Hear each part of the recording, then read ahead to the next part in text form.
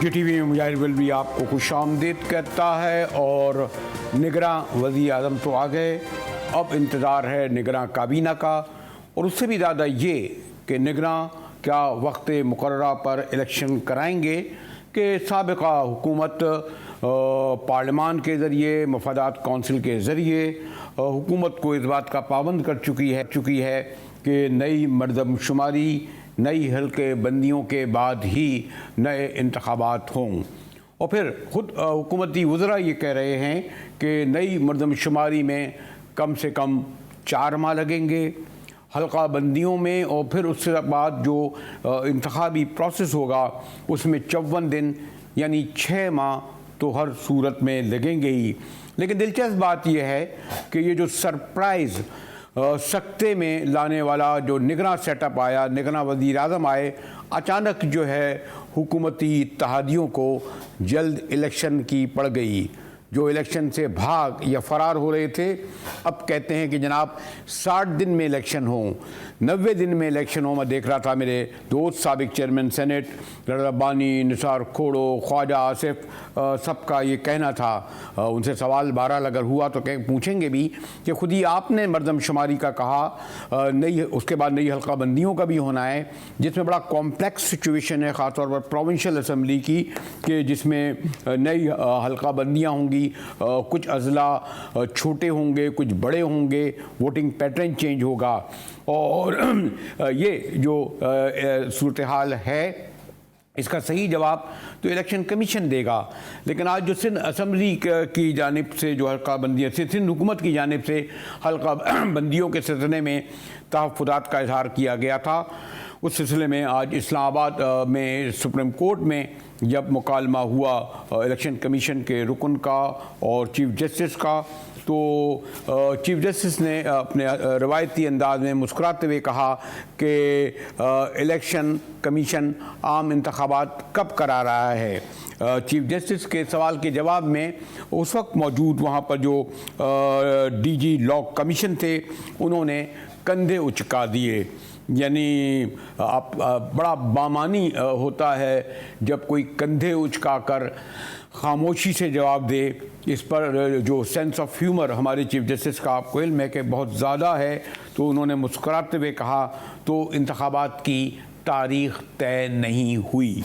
और आज अब निगरां वज़ीर आज़म और निगरां काबीना भी गालिबन जो आएगी, हो सकता है डार्क हॉर्स, यानी ऐसे लोग जिनके नाम लिए जा रहे हैं। कोई जीलानी साहब को वज़ीर ख़ारजा बना रहा है, हमारे हफीज़ शेख साहब को बना रहा है, मलिया लोधी के नाम आ रहे हैं, बेशुमार लोगों के नाम आ रहे हैं। लेकिन कहते हैं कि इनमें भी बहुत ज़्यादा सरप्राइज़ होगा, और उससे भी ज़्यादा ये कि इलेक्शन अब जो फरवरी तक तो हर सूरत में चले ही जाएंगे कि नई मरदमशुमारी आएगी। इन तमाम सूरत हाल पर मैं गुफ्तगू करूँगा बड़े इलेक्शन कमीशन के सीनियर सीजनड वाबस्तगी सेक्रेटरी जनरल रहे मोहतरम अफजल खां साहब। खां साहब, आपका बहुत शुक्रिया, और आपने बरसों नहीं दहाइयाँ इलेक्शन कमीशन में गुजारी हैं, कई इलेक्शन देखे करवाए, बल्कि आपका मेन किरदार होता था। तो आज मैं देख रहा था कि सुप्रीम कोर्ट की में भी इसकी बातगश सुनाई दी। तो नई मरदमशुमारी, और फिर मैंने कहा नई हल्का बंदियाँ, और फिर नई हल्का बंदियों में मैं बहुत तफसील से देख रहा था कि डिस्ट्रिक्ट वाइज बताया गया था कि पिंडी का हल्का और मुल्तान के हल्के और सिंध के हल्के और KP के हल्कों में जो तब्दीलियाँ आएंगी, उनसे क्या नशिस्तों में भी तब्दीली आएगी। तो फिर ये तो कितना अर्सा लग जाएगा खान साहब? मुजाहिद बरेलवी साहब, जब इस किस्म का मसला हो तो हमें सबसे पहले अपने सुप्रीम कोर्ट के पास जाना चाहिए। सुप्रीम कोर्ट है हमारे मुल्क का आइन। हमारे मुल्क का आइन क्या कहता है कि इस मुल्क में जमहूरियत होगी, लोगों का वोट का हक दिया जाएगा, और लोगों का वोट का हक 5 साल के बाद लाजमन दिया जाएगा। अगर मिड टर्म इलेक्शन हो तो उसे पहले भी दिया जा सकता है। एक बात। दूसरी बात ये कि उसको किसी बहाने से भी इस जो लिमिट है उसको एक्सटेंड नहीं किया जा सकता। It will be considered as violation of the constitution. तीसरी बात ये कि ये आम आदमी भी ये समझ रहा है कि ये इस किस्म के हीले बहाने इसलिए बनाए जा रहे हैं कि इलेक्शन को ताख़ीर से किया जाए, और इलेक्शन में ताख़ीर से क्या हासिल होगा। बात यह है कि 9 अप्रैल 2022 को जो पार्टी आज नापसंदीदा पार्टी है उसका जो पॉपुलैरिटी ग्राफ था बहुत कम था। 15-16 महीने में जितना जो कुछ भी हुआ, अच्छा हुआ बुरा हुआ, आपको मालूम है। उसके बाद अब पूरे पाकिस्तान के रे ऑफ होप वही बंदा है। लेकिन खाना मैं जो सूरत तब्दील हो गई है, अगर मैं आपसे ये कहूँ कि कल के बाद से, यानी वो जो इत्तेहादी थे जो बड़े दावे से कह रहे थे, और जिन्होंने जैसे मैंने कहा कि सीसीसी में भी करा और इलेक्शन कमीशन का भी तरफ से यही तासुर आया कि इलेक्शन में तो ताख़ीर होगी मरदमशुमारी की सूरत में। अब इत्तेहादियों को बड़ी जल्दी है। आज मैं देख रहा था चेयरमैन सेनेट हों, हमारे सिंध के लोग हों, खुद MPML के हों, इत्तेहादी हों, कहते हैं जनाब अब बड़ा जल्द से जल्द आप कराएं इलेक्शन। लेकिन कैसे होंगे? अगर आप ये सब चीज़ें मरदमशुमारी की ना पास कराते तो फिर ताख़ीर नहीं होती, बल्कि अगर ये 12 अगस्त को ही डिज़ोल्व करते तो फिर तो 60 दिन के अंदर हो जाते, ये 90 दिन का भी मामला ना आता। खान साहब जी, गलती करने के बाद रुजू करना इंसान का काम है और गलती पे डट जाना शैतान का काम है। अगर और एक्चुअली मैं आपको बता दूं कि जैसे 5 साल के बाद आप इलेक्शन करते हैं तो हम इलेक्शन कमीशन उसके लिए तैयार होता है। एक्चुअली वो जो 90 दिन का पीरियड होता है वो तब होता है कि अचानक असेंबलियाँ टूट गई 2.5 साल के बाद, तो उसमें इलेक्शन कमीशन को 1 महीना मजीद दिया जाता है कि वो इंतज़ामात करें। और मैं आपको बता दूं कि सारे इंतज़ामात इलेक्शन कमीशन कर चुका है। जो ROs, DROs, उनकी ट्रेनिंग और तमाम चीज़ें हो चुकी हैं, और जो पूरे पाकिस्तान में जो वोटर्स थे उनको मौका दिया गया कि वो अपने वोट को चेक करें। ये तमाम प्री रिक्विजिट होते हैं एक इलेक्शन से पहले के। अब बात यह है कि किसी इस तरह का बहाना इलेक्शन को डिले करने के लिए, इट विल नॉट वर्क। ना मुल्क के अंदर ये चलेगा, ना जो बैनुल अक़वामी जो जमहूरी ताकतें होती हैं, ऑब्जर्वर होते हैं, वो भी इस चीज़ से कभी भी राज़ी नहीं होंगे। लेकिन खासा आप जो ये कह रहे हैं ना कि इलेक्शन कमीशन 90 दिन के बल्कि 60 दिन में इलेक्शन करने की तैयार था, लेकिन ये वो पुरानी मरदमशुमारी के तहत का कर रहा था। ये तो इन्होंने जो डिजिटल नई मरदमशुमारी का कहा है ना, उसके बाद ये कहा गया है ना कि उसमें 4 माह लगेंगे, और जो लगेंगे भी उसके तहत फिर इंतखाबी शेड्यूल होगा। वो कहते हैं कुछ 54 दिन का है। तो वो आपका इलेक्शन कमीशन कितना ही तैयार हो या उसकी तैयारियां थीं या हैं, वो उस हिसाब से थीं, यानी पुरानी मरदमशुमारी के हिसाब से। वो तो पाबंद है ना नई मरदमशुमारी के तहत असम्बली और CCC के बाद। तो इसलिए मैं आपसे इसरार करके कह रहा हूँ कि इन्होंने तो खिलाड़ी खुद अपने पैरों पे मारी है।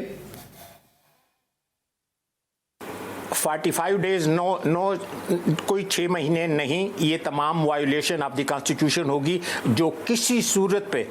देखिए आखिर ये कराना किस लिए चाहते हैं?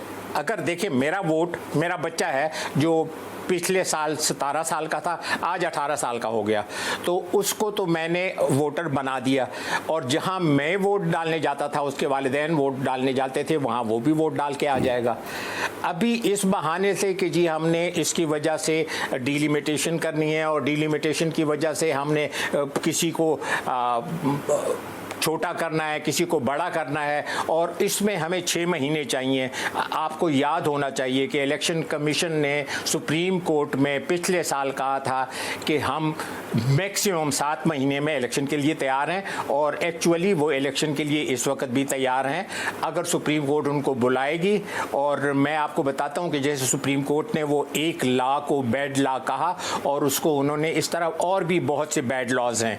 सारी दुनिया इस वक्त डिजिटलाइज हो रही है। इलेक्शन में EVM जो हमने 10, 12, 13 साल पहले बनाया था पाकिस्तान के अंदर, आजमाया था पाकिस्तान के अंदर, उसको उन्होंने निकाल दिया, इसलिए कि उसमें आपको मैनिपुलेशन और रिजल्ट्स को चेंज करने के इम्कानात कम होते हैं।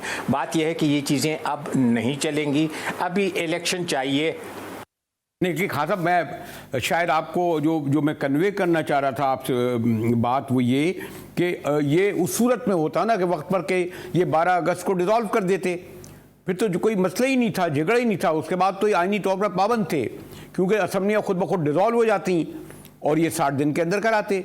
एक तो इन्होंने अपने तई एक तो 30 दिन लेट करने के लिए किया कि 11 और 12 अगस्त को इन्होंने 9 और 10 अगस्त को इन्होंने डिसॉल्व कर दी कौमी सूबाई असम्बलियाँ, तो खुद ब खुद 30 दिन बढ़ गए।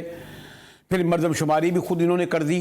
अब तो मैं ख्वाजा आतिफ साहब का सुन रहा था, वो तो कह रहे थे फरवरी तक भी मामला जाएगा, और कह रहे थे राणा साहब पता नहीं कहाँ चले गए, भाई क्या आ रहा है फरवरी मार्च में। ये तो जो उनके राइट और लेफ्ट जो हैंड थे, जो तर्जुमान थे, वो कह रहे थे साहब, तो अब अगर ये तड़प रहे हैं जल्दी के लिए तो अब तो नहीं हो सकेगा। वो तो इनके हाथ से जो कहते तीर निकल गया, अब इनके हाथ से पत्ते हाथ में बिखर गए। मुजाहिद बरेलवी साहब देखें, इंतहा हो या हम दो टीमों का मैच हो तो उसमें जो अंपायर हो वो अंपायर उनका बाप होगा, चचा होगा, दोस्त होगा, या हमारे जैसे कोई बाबा गली वाला वो पकड़ के अपना अंपायर बना देंगे। तो हमने किसी की फेवर और डिसफेवर वाला इलेक्शन नहीं चाहिए, ना होगा, ना एक्सेप्टेबल होगा। अब जितनी अवेयरनेस हो गई है, आपको याद होगा आपके सिंध में एक फरा शाह खातून ने हमारी प्रिजाइडिंग अफसर को मारा था, थप्पड़ मारा था, और वो एक कैमरे वाला उस वक्त बाई चांस वहाँ मौजूद था। आज पाकिस्तान में जितने वोटर्स हैं ना, उससे 3-4 करोड़ ज़्यादा ये कैमरे हैं जिसके ऊपर वीडियो आती है। तो जितनी भी ये ट्रांसपेरेंसी इसी से आती है। और बात यह है कि आप अगर चाहते हैं कि चोरी ना हो तो लाइट हो, और लाइट के साथ वीडियो बने, कुछ भी बने। जब आपने चोरी चकारी नहीं करनी तो आपको उससे डर नहीं है। आप अंपायर भी बुलाएं, आप बाहर से ऑब्जर्वर भी बुलाएं। और मैं आपको ये बता दूं कि इस वक्त इलेक्शन में धांधली करना मुमकिन नहीं, ये मुश्किल नहीं, नामुमकिन है।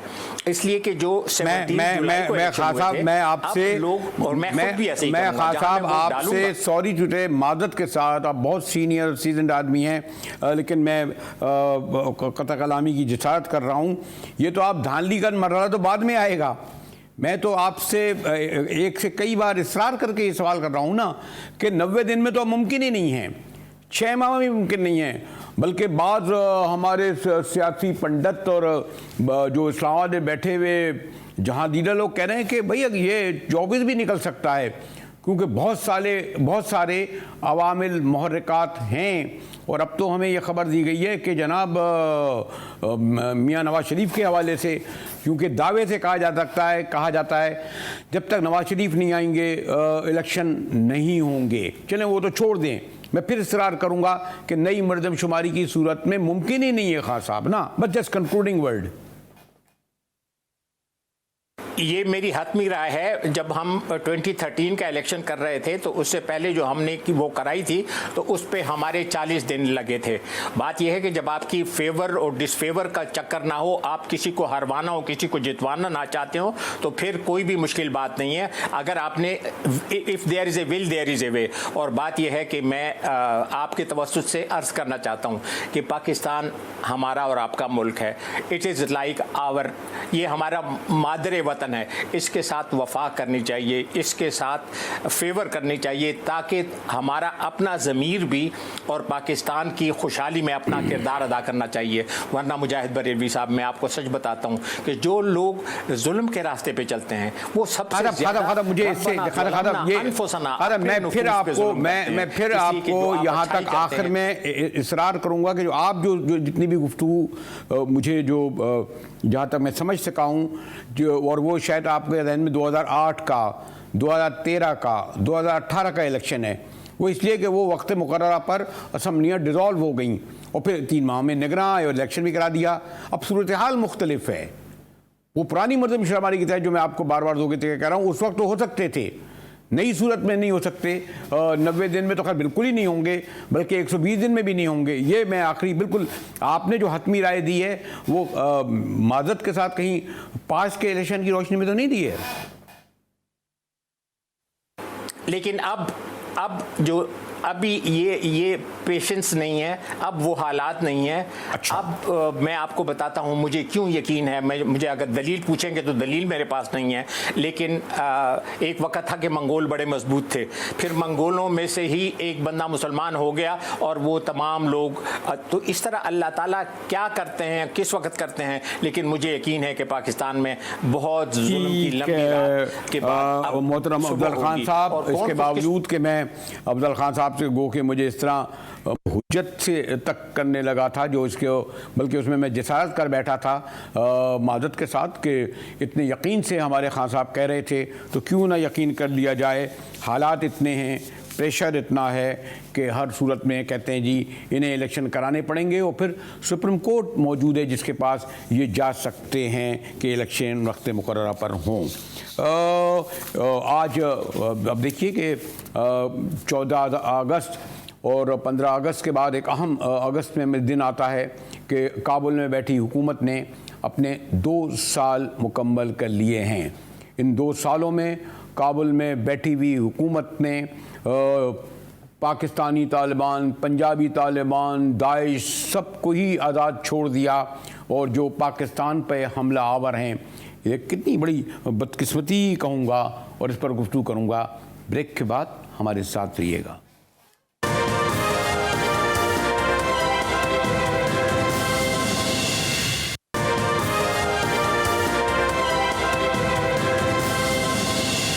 तो काबुल में जश्न मनाया जा रहा है कि तालिबान की हुकूमत ने 2 साल मुकम्मल कर लिए, लेकिन ये 2 साल किस तरह मुकम्मल किए तो वो जाने, लेकिन बहरहाल इसका सबसे ज़्यादा नुकसान इस मुल्क को हुआ जो हमेशा अफ़गान तालिबान और अफ़गानिस्तान के साथ खड़े होते थे। तहरीक तालिबान के आने के बाद इन 2 साल में खुली छूट दे दी गई पंजाबी तालिबान को, पाकिस्तानी तालिबान को, दाइश को।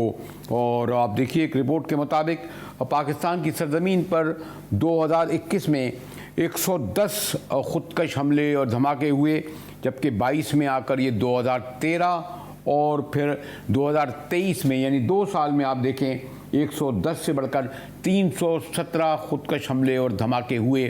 ख़ास तौर पर पेशावर और वज़ीरिस्तान इनका टारगेट रहे, जहां ग़ालिबन 50 और 75 हमले हुए हैं। हमारे अफ़गान अमूर बड़े गहरी नज़र रखते हैं, दुआ टॉक को भी फॉलो किया।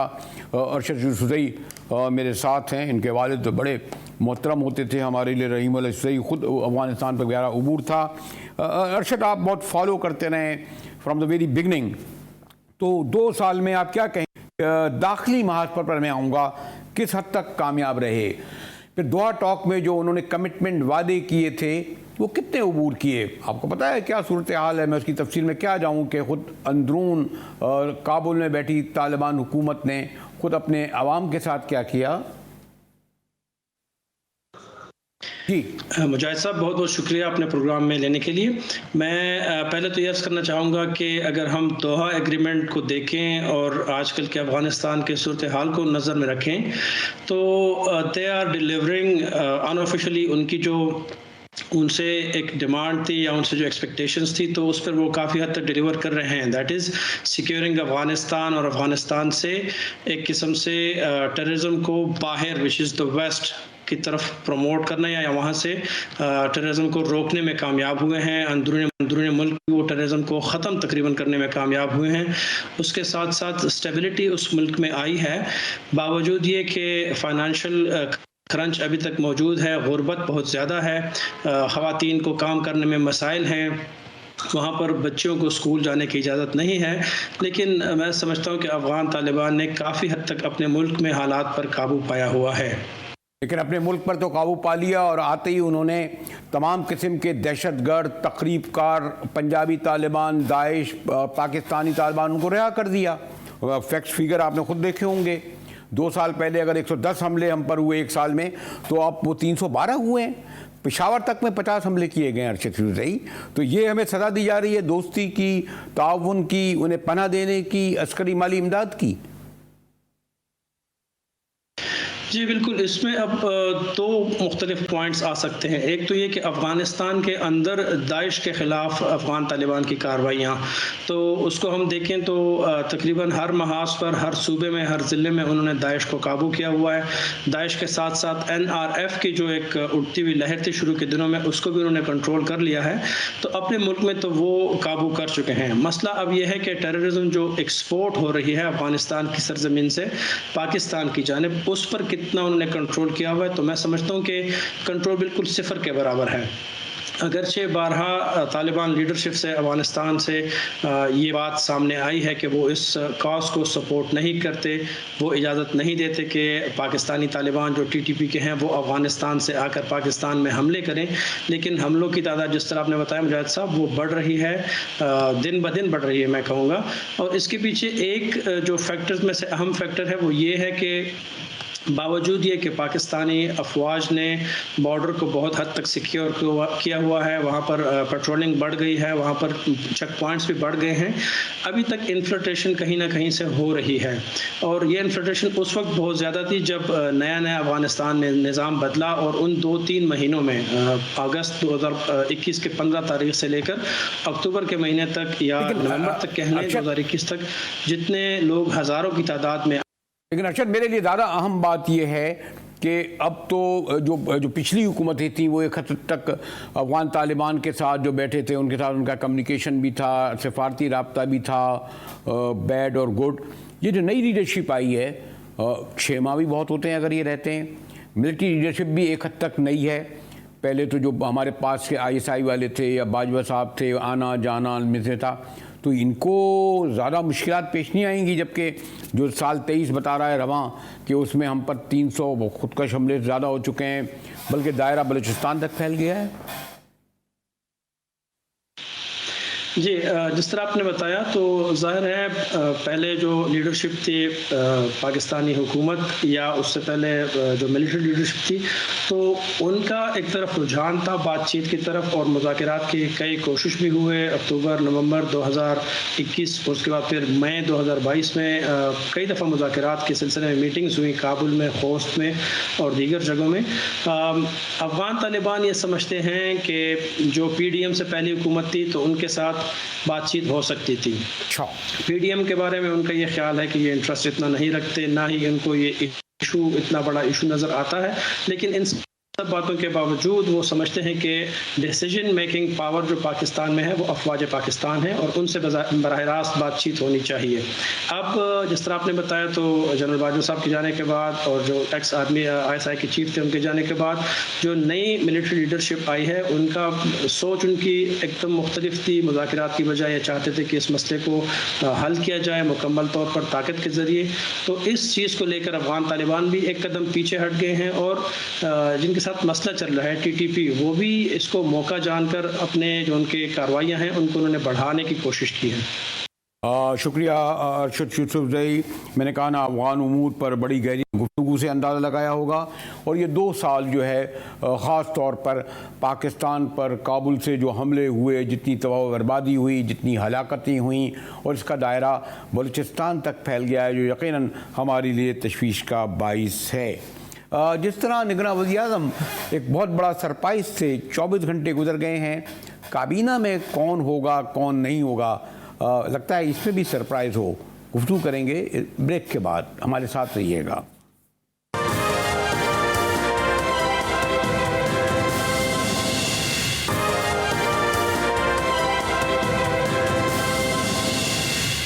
TTP में एक बार फिर मुजाहिद वेल्वी आपको खुशामदीद कहता है, और मैं और क्या पूरे सियासी पंडित इस्लामाबाद के निगरां वज़ीर-ए-आज़म का शायद जब नाम दिया गया उससे चंद मिनट बल्कि लम्हे पहले तक बाखबर नहीं थे। अब काबीना में कौन कौन होगा, हमारे इंतज़ार हैदरी सीनियर कॉरेस्पॉन्डेंट जो पार्लियामेंट को कवर करते हैं मेरे साथ हैं। इंतज़ार मैं तो तस्लीम करता हूँ, पता नहीं आप शायद मुझसे ज़्यादा वाकिफ़ हों। यही है कि लिफाफे से नाम निकाल कर हमारे राजा रियाज साहब ने प्राइम मिनिस्टर को दिया। PDM तो बिल्कुल वाकिफ़ नहीं थी, पीपल पार्टी भी वाकिफ़ नहीं थी। सरप्राइज़ था काकड़ साहब का निगरां वज़ीर-ए-आज़म बनना। क्या ये जो नाम लिए जा रहे हैं वज़ारत ख़ारजा के लिए, कोई जिलानी साहब का, ख़जाना के लिए शेख साहब का, मलिया लोधी का, ये भी सरप्राइज़ होगा? इंतज़ार सब बिल्कुल सर, मुजाहिद साहब बहुत शुक्रिया आपका प्रोग्राम में लेने के लिए। सरप्राइज बिल्कुल होगा जी। और जैसे आपको याद होगा कि हमने पहले भी ये कहा था कि एक सरप्राइज आएगा और बिल्कुल ऐन वक्त पर नाम जो है वो सामने आएंगे। जितनी चीजें सामने लाई जा रही हैं उनमें से कोई भी निगरान वजीर आजम नहीं होगा, बल्कि एक ऐसा नाम आएगा जो ऐन वक्त पर मंजर आम पर आएगा। और अब इस मरतबा भी ऐसा ही होने जा रहा है। बहुत से लोगों ने निगरान वजीर आजम से मुलाकात की है। आप जानते हैं कि निगरान वजीर आजम जो हैं वो बलूचिस्तान ताल्लुक रखते हैं, सरफराज बुगटी उनके साथ राब्ते में हैं, उसके अलावा उनके साथ बलूचिस्तान नहीं, लेकिन एक बात है, इंतजार यानी डिसअपॉइंटमेंट हुआ, यहाँ तक कहा गया कि नवाज शरीफ साहब के पास नाम भेज दिया गया कि कौन वजीर आजम होगा। काबीना भी बाकायदा तकसीम की जा रही थी। अब तो बड़ी खामोशी है गालिबन पीपल्स पार्टी हज़रत मौलाना फजल रहमान के यहाँ, हत्ता के शरीफ साहब भी लाहौर चले गए।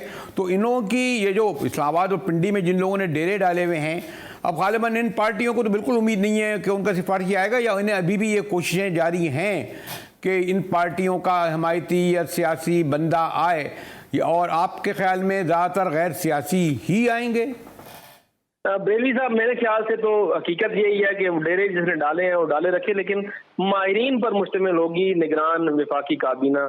ऐसा नहीं होगा कि जिन लोगों ने डेरे डाल दिए हैं उनके नाम आ जाएंगे, या जो मुलाकातें कर रहे हैं वो आ जाएंगे। लेकिन जो अब तक नाम चल रहे हैं उसमें तो फैसल वावड़ा का नाम भी चल रहा है, उसमें तो मेजर रिटायर खुर्रम हमीद रोखड़ी का नाम भी चल रहा है, इस तरह से ब्रिगेडियर रिटायर मुजफ्फर रांझा का नाम भी जो है वो चल रहा है, और सितारा अयाज का नाम भी गर्दिश कर रहा है। लेकिन ऐसा नहीं है, ऐसे अच्छा, आपकी बिरादरी के भी तो लोग बड़े सरगर्म होंगे ना, सहाफ़ी बिरादरी के इंफॉर्मेशन मिनिस्टर समझ लें कोई सहाफ़ी ही होगा, जैसे समझते हैं खजाना हो गई हफीज़ शेख के पास या तरीन के पास, तो क्या ये भी आपकी जो यहाँ भी नाम चल रहे हैं क्या? देखिए, सहाफियों के नाम तो बेलवी साहब पहले भी चलते रहे हैं। मोहसिन बेग साहब का नाम कितना ज्यादा चला था और बाद में उन्हें आगे तरतीब करनी पड़ गई। अब भी सहाफियों के नाम चल रहे हैं, सलीम साफी का नाम चल रहा है, उसके अलावा हामिद मीर साहब का नाम चल रहा है, इस तरह और 2-3 सहाफी हैं उनके नाम भी चल रहे हैं। लेकिन ये वो नाम हैं जो शायद चलाए जा रहे हैं, लेकिन ऐसा फिल वक्त कुछ भी नहीं है। फैसला वही होगा जो बंद कमरे में जो है मुशावरत के साथ हो चुका होगा। ये मुझे लगता है फैसला पहले से हो चुका है कि निगरान काबीना में कौन कौन शामिल होंगे। जिस तरह से अनवारुल्लाह काकड़ साहब का नाम जो है वो ऐन वक्त पर सामने आया, इसी तरीके से जो दीगर निगरान वुज़रा हैं उनके नाम भी ऐन वक्त पर सामने आएंगे। अब हफीज शेख साहब का नाम पहले भी लिया जाता रहा और यहाँ तक कि वज़ीर आज़म के लिए भी उनका नाम लिया जाता रहा, फिर कहा गया कि नहीं, कंफर्म है कि वो वजीर खजाना ही होंगे। लेकिन अब तो कुछ और नाम भी जो है वो सामने आ रहे हैं कि उनमें से भी कोई नाम हो सकता है। इस तरह एजाज गौहर साहब का नाम जो है वो लिया जाता रहा, अभी उसका भी कंफर्म होना है।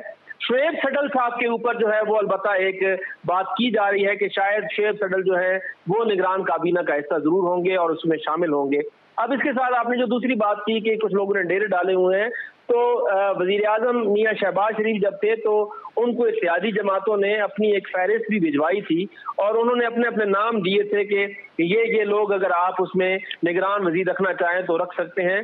लेकिन जब निगरान वजीर आजम के मामले पर आप देखें कैसे इत्तेफाक राय हुआ, तो वज़रा की बात तो फिर बहुत बाद में आती है। तो यानी ये आप यकीन से कह सकते हैं कि कम से कम पीडीएम की बड़ी पार्टियों का सिफारिशी अव्वल उसका तो ताल्लुक हो गई नहीं आएगा, नहीं सुनी जाएगी उसकी, और जहाँ से नाम उनका आया है हमारे निगरान वज़ीर आज़म का यकीनन अच्छी जगह से आया है, वहीं से वज़रा के नाम भी आएंगे।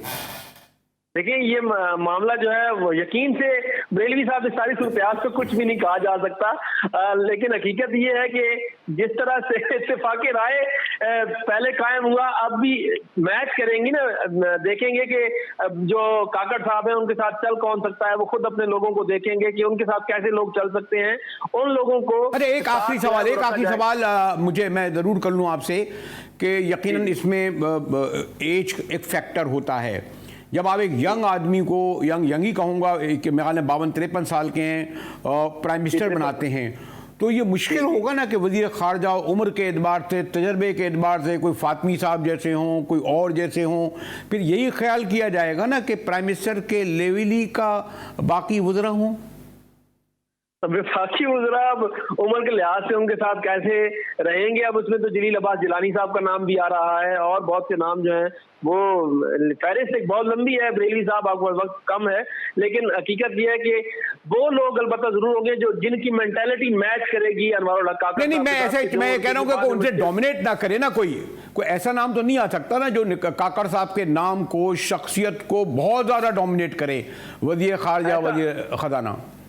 बिल्कुल ऐसा नाम नहीं होगा कि ऐसा ना हो कि उसका पल्ला वजीर खारजा या वजीर दाखिला हो और उसका पल्ला वजीर आजम से ज्यादा भारी हो, तो ऐसा नाम तो बिल्कुल भी नहीं होगा। और चीजों को मैंने जैसे आपको पहले कहा कि बहुत सी चीजें जो है वो मैच करेंगी, तो उसके बाद इंतजार, हम भी इंतजार कर रहे हैं और आप भी कोई ब्रेकिंग, कोई सरप्राइज नाम हमें जल्द से जल्द दें। शुक्रिया जी, इंतहाई बाखबर हमारे कॉरेस्पॉन्डेंट इस्लामाबाद के। इसी के साथ ही GTV से मुजाहिद बरेली को इजाज़त दीजिए।